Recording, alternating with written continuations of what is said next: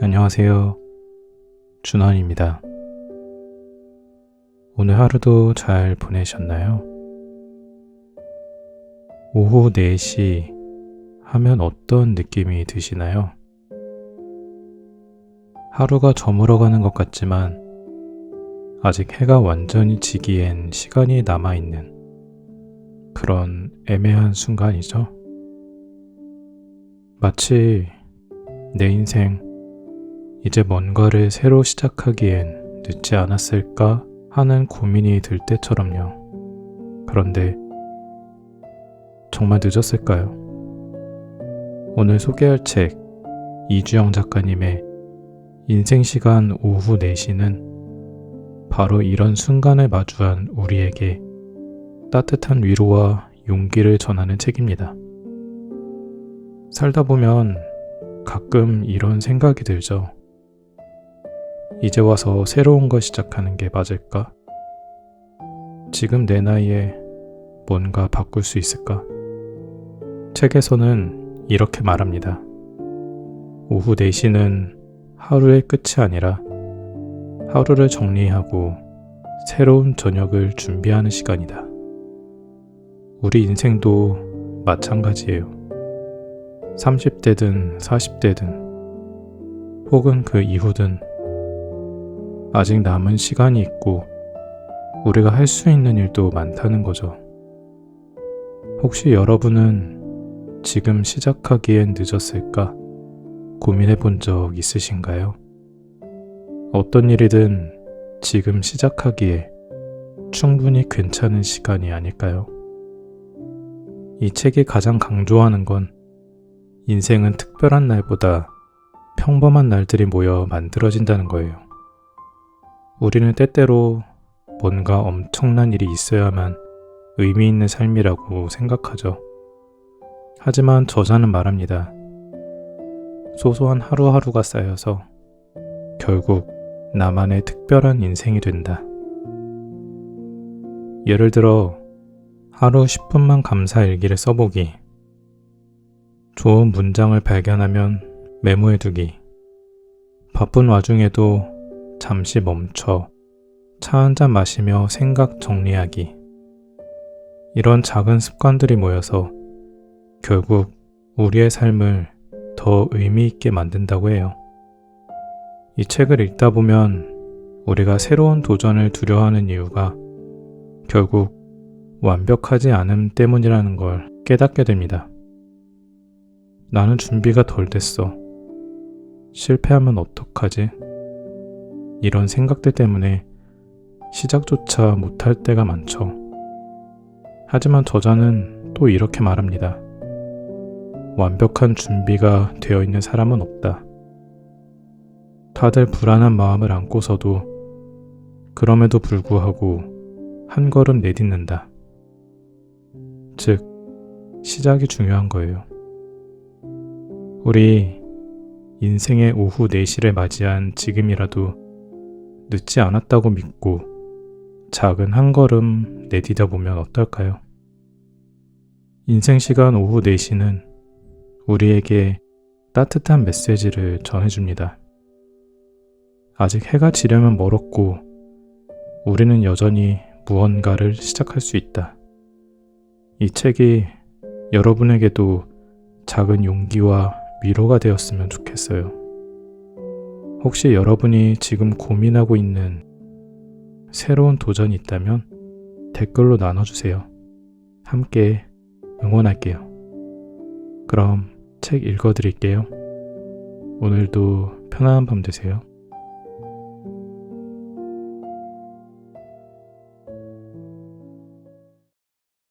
오르막길과 내리막길. 산을 오르다 보면 이미 정상에 올라갔다가 내려오는 사람을 만나게 마련이다. 정상까지 얼마나 남았나요? 라고 물어보면 돌아오는 대답은 비슷하다. 얼마 안 남았어요. 조금만 더 올라가면 됩니다. 어릴 적 아버지에게 들었던 거짓말을 등산객들에게도 듣곤 한다. 그 조금이 사람에 따라 10분일 수도, 1시간일 수도, 반나절일 수도 있다. 어쩌면 평생 걸릴 수도 있다. 어느 길이나 초행길인 경우는 심리적 거리감 때문에 더 멀고 길게 느껴진다. 그러니 직접 올라가 봐야 한다. 그 조금의 의미는. 윤종 씨는 노래 오르막길에서 계속 올라가면 결국 다 만난다고 한다. 올라갈수록 좁아지고 정상은 뾰족해서 넓지 않기 때문이다. 그러니 올라가는 길이 힘들다고 남 얼굴 다시 보기 힘든 일을 하며 산다면 참 어리석은 일이다. 인생은 누구에게나 초행길이다. 가봐야 한다. 직접 내디뎌봐야 저 모퉁이 돌아 저 고개 너머에 무엇이 있는지 알 수 있다. 그러나 모두가 오르막길만 걷는 것은 아니다. 평지를 걷는 사람도 있고 내리막길을 걷는 사람도 있다. 정상을 찍고 내려올 때면 땀을 뻘뻘 흘리며 반대쪽에서 올라오는 사람들에게 말하곤 한다. 힘내요. 얼마 안 남았어요. 그리고 금방 알아차리게 된다. 내리막길이 더 힘들고 위험하다는 것을 말이다. 인생에 조연은 없다. 긴 겨울에 지쳐갈 때쯤 사람들은 말한다. 따스한 봄을 맞기 위해 추운 겨울을 버티는 거라고. 겨울은 찬란한 봄을 위한 조연쯤으로 생각하곤 한다. 사계절에 있는 나라에서 무려 4분의 1의 지분을 차지하는데 고작 겨울 지나 봄이 오니까 의미가 있다고 생각하면 겨울 입장에서는 얼마나 억울할까. 게다가 기간도 제일 긴데 말이다. 겨울에는 모든 것이 멈춰 있는 것 같다. 내 아이가 어렸을 때를 떠올려 본다. 종일 부산하게 움직일 때는 잘 모르지만 고이 잠들어 동작을 멈춘 아이의 얼굴을 찬찬히 들여다볼 때는 깨닫게 된다. 내 아이가 이렇게 생겼구나. 피곤한 몸을 누이고 곤히 잠든 아내의 얼굴을 바라볼 때도 그런 생각이 들곤 한다.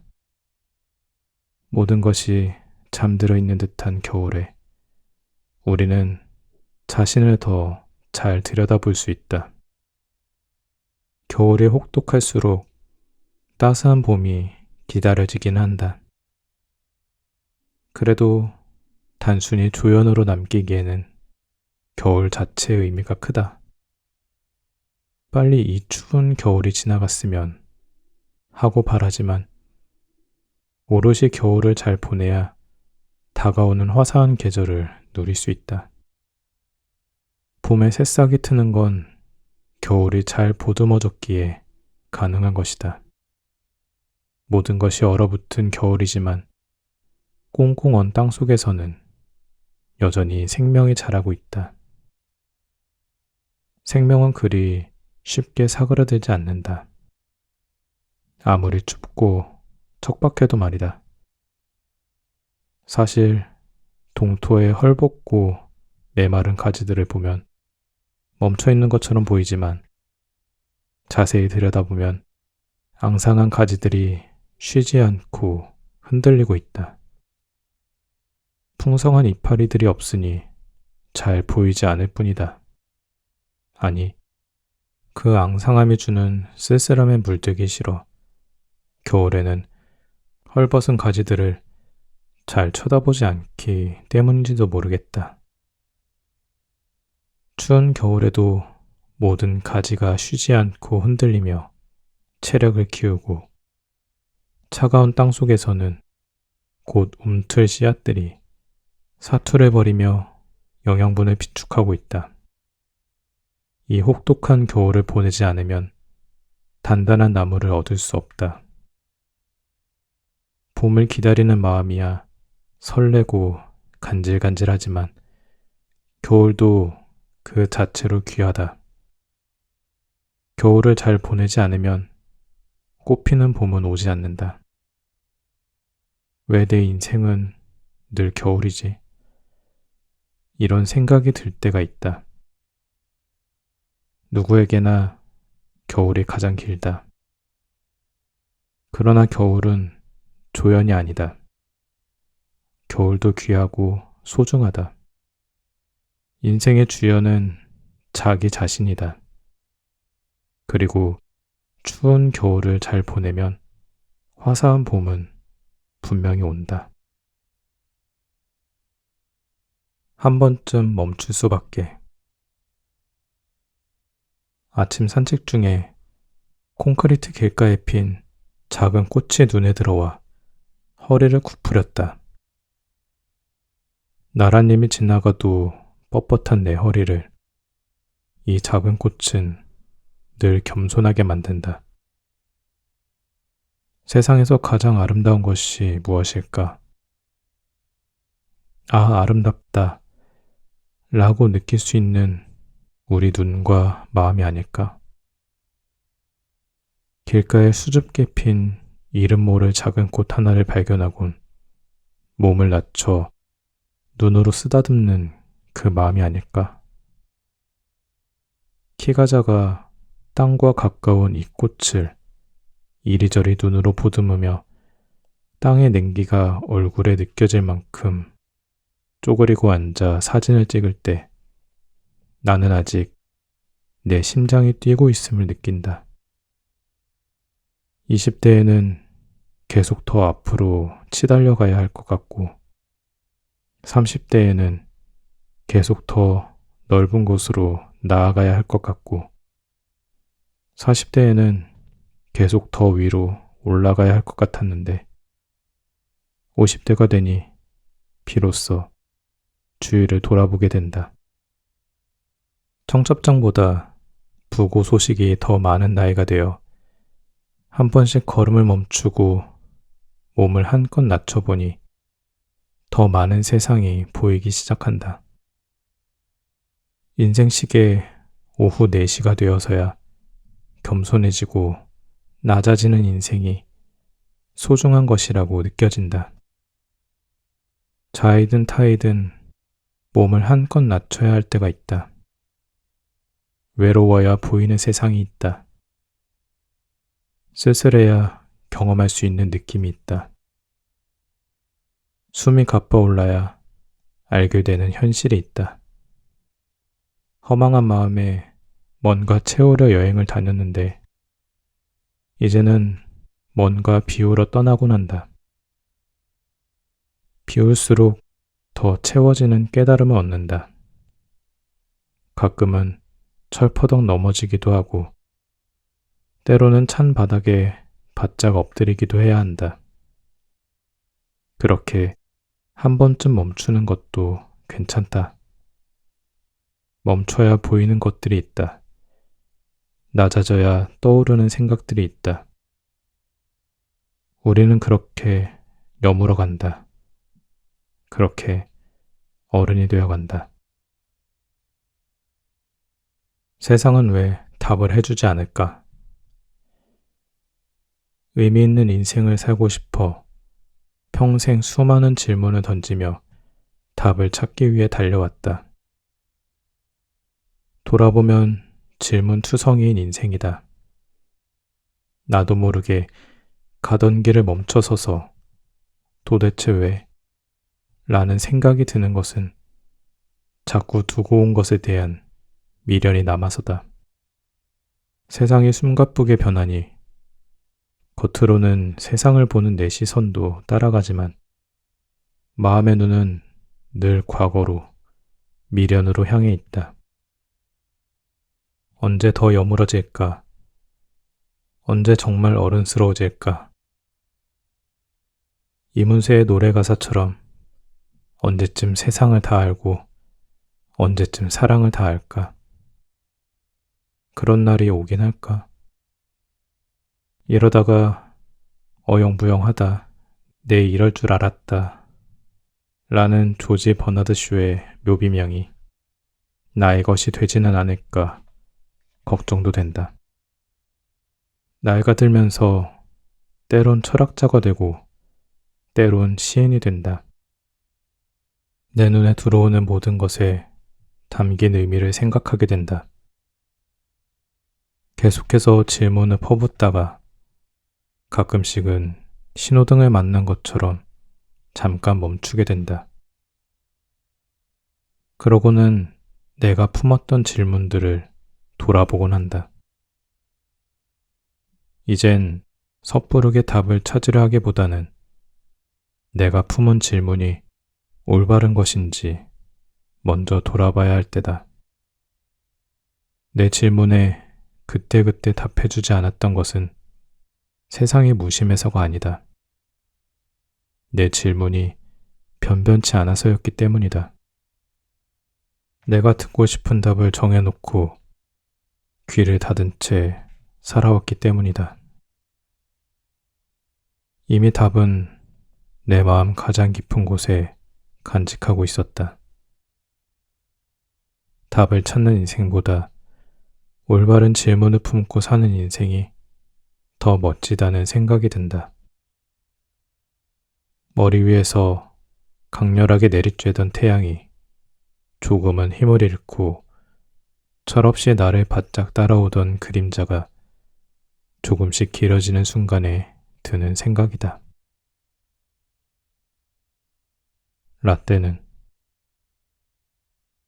라떼는 이라는 말이 나왔을 때 참 재미있다고 생각했다. 카페라떼를 유독 좋아하기 때문이다. 라떼는 말이야 라는 말을 많이 쓰는 사람은 꼰대라고 한다. 지금은 어디서나 꼰대를 찾아볼 수 있다. 한 살만 차이가 나도 꼰대임을 느낀다고 하니 말이다. 이쯤 되면 나이 차이에서 오는 세대 차이가 아니라 그냥 개인 차이라 해도 될 것 같다. 과거의 일을 말할 때에는 전에는, 왕년에는, 내가 신입 시절에는 이란 말을 많이 쓴다. 내 주위에도 입만 열면 과거의 자신이 얼마나 대단했었는지 열변을 토하는 사람이 있다. 그런 사람들의 공통점은 지금은 별 볼 일이 없다는 것이다. 나이가 들수록 과거를 돌아보게 된다. 후회의 순간도 많고 회한에 젖는 일도 많다. 나도 자꾸만 뒤를 돌아보게 된다. 과거의 일에서 벗어나 지금 내게 주어진 하루를 선물처럼 소중히 살아내라고 두 눈이 뒤통수가 아니라 얼굴 정면에 달린 것일 텐데 말이다. 가끔씩 돌아보는 과거가 아름다우려면 지금이 아름다워야 한다. 과거가 지금을 결정하는 것이 아니라 지금의 모습이 우리의 과거를 결정한다. 과거의 아름다운 삶을 살아온 것을 증명하는 길은 지금 아름답게 사는 것이다. 누구나 꼰대가 된다. 어차피 꼰대가 될 바엔 좋은 꼰대가 되면 그만이다. 내 앞에 놓인 카페라떼의 향긋함과 고소함을 즐기며 내게 주어진 하루를 향기롭고 멋들어지게 살아내는 것이 아름다운 인생이다. 기분 좋은 아침 맞이하기. 오늘도 선물 같은 하루를 보내게 해주셔서 감사합니다. 언제부터인지 나는 하루를 마감하고 고단한 몸을 누이며 잠자리에 들 때 짧은 감사 기도를 한다. 하루를 잘 보내고 무사히 잠자리에 들 수 있는 것은 큰 행복이다. 잠자리에 들면서 하루를 돌아보기 전에 해야 할 일이 있다. 미리 아침을 맞을 준비를 하는 것이다. 내일 일은 내일 생각하자 라는 마음을 먹으면 당장은 쿨해 보여도 오늘의 깔끔하지 못한 일들이 내일도 계속된다는 의미다. 예기치 않은 커다란 파도가 강타하면 당황해서 물을 많이 먹게 되지만 저기 파도가 오는구나 라고 미리 알고 대비하면 오히려 파도 타기를 즐길 수 있다. 아침에 일어나 눈을 뜨면 창문을 통해 기분 좋을 정도의 햇빛이 들어오도록 블라인드를 조절해 놓는다. 아침을 깨워줄 알람은 요즘 가장 좋아하는 음악으로 설정한다. 사르르 퍼지는 커피 향을 바로 누릴 수 있도록 커피콩을 미리 갈아 커피 머신 옆에 갖다 놓는다. 바쁜 일상으로 뛰어들기 전에 속옷도 미리 챙겨 샤워 후 바로 입을 수 있게 한다. 그날 일정에 맞게 입을 옷과 신발을 미리 정해놔서 아침에 할 고민거리를 미리 줄여놓는다. 작지만 온갖 필요 물품이 들어있는 가방엔 빠진 게 없는지 한 번 더 확인해 현관 입구에 비스듬히 보초를 세운다. 눈을 떴을 때 귀여운 강아지가 꼬리를 흔들며 침대 위로 뛰어 올라온다면 금상첨화겠지. 자, 이제 잘 시간이다.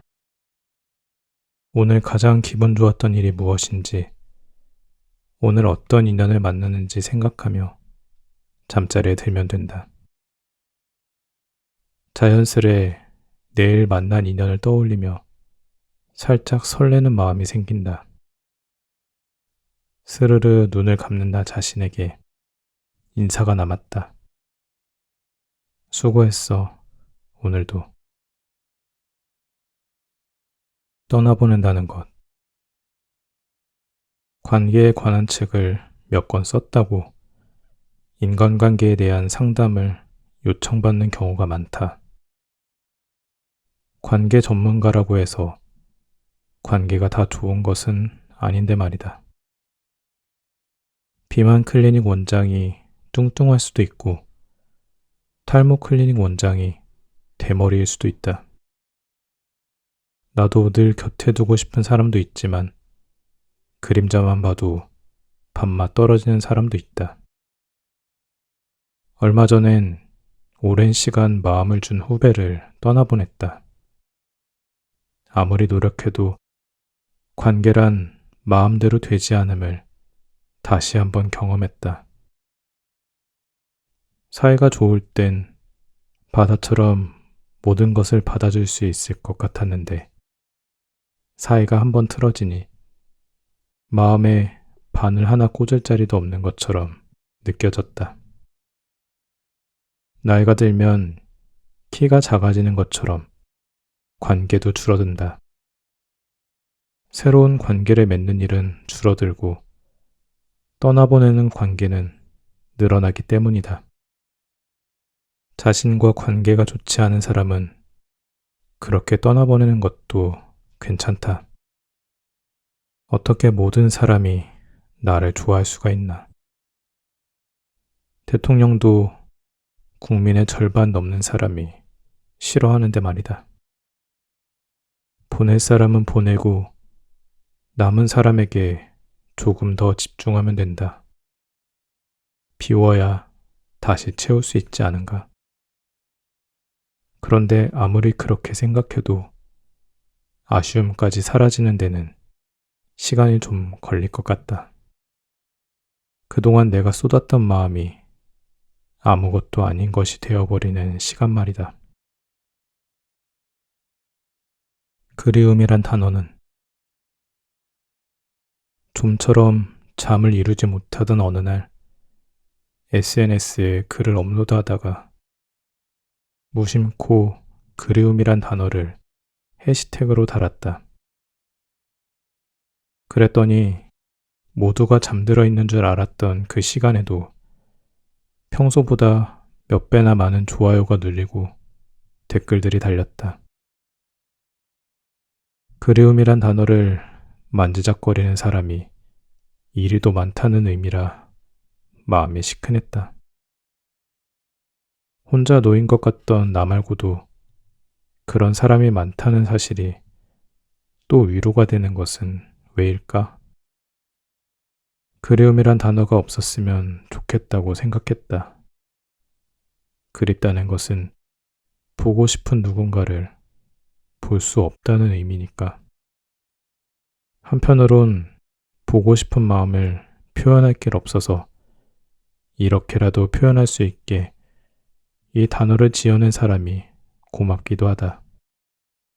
그 마음이라도 가까스로 보듬고 쓰다듬고 싶어서 만들어낸 단어가 그리움일 테니 말이다. 보고 싶고 만져보고 싶은 간절함을 나타내주는 그리움이란 표현은 쉽게 드러낼 수 없는 마음속 말이라 더 뭉클하고 애틋하다. 잊지 않고 계속 되새길 수 있는 감정을 드러내주는 표현이라 고맙기도 하다.